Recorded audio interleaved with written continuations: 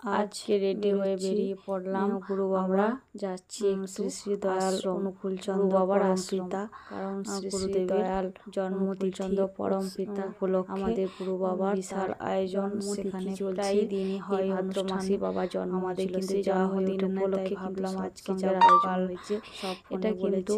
যাওয়ার জন্য প্রত্যেক মাসে সকাল থেকে রেডি হয়ে প্রথম সপ্তাহে ইংরেজি মাসে প্রথম সপ্তাহে বিশাল আমাদের ধরে হয় বাবার আশ্রম আছে, না হলে সেই সপ্তাহে হয়। তো আজকে যেহেতু আমরা যাচ্ছি লাস্ট কালকে যেহেতু শেষ হয়ে যাবে মাসটা, তাই আজকে একটা আশ্রমে 4-5টা গাছ ভর্তি করেছে এখন গুরু বাবা জন্মদিন উপলক্ষে কাটা পড়ে গেছে আশ্রম, তো তারই জন্য আমরা এদিকে খাওয়া দাওয়ার আশ্রমে এটা বুধের বাইপাসে বিশাল বড় একটা আশ্রম হয়েছে, এখানে আর তৈরি হচ্ছে আরো বড় হবে বিল্ডিং তৈরি হচ্ছে। এখানে কিন্তু সৎসঙ্গের ব্যবস্থা হয়েছে, ওইদিকে ব্যবস্থা করেছে, খাওয়ার ব্যবস্থা হচ্ছে, রান্না বান্না মানুষ এসেছে, আমরা এইখানে করে গিয়েছিলাম বলে কিছু মানুষ এসেছে, ভালোই লাগলো গিয়ে ওখানে প্রার্থনা হলো, কিন্তু সঙ্গীত পরিবেশন হলো, কিছু নানা রকম প্রার্থনা হচ্ছে, সবাই মানে নীতি কথা বলার পরে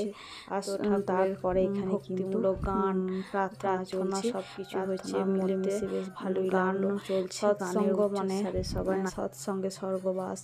অসৎসঙ্গে নরকবাস, তাই না? তো সৎসঙ্গ প্রত্যেক মানুষেই যাওয়া দরকার। তো আমাদের এটা গুরুদেবের এটাই আদেশ যে সৎসঙ্গ বাড়িতে হোক আশ্রম হোক মাসে একবার করাতে হয় আর যেতেও হয়। তো সেখানে গেলাম, সেখানে গিয়ে খুব ভালোই লাগলো, তারপর খাওয়া দাওয়ার ব্যবস্থা হলো, তারপরে আমরা বাড়ি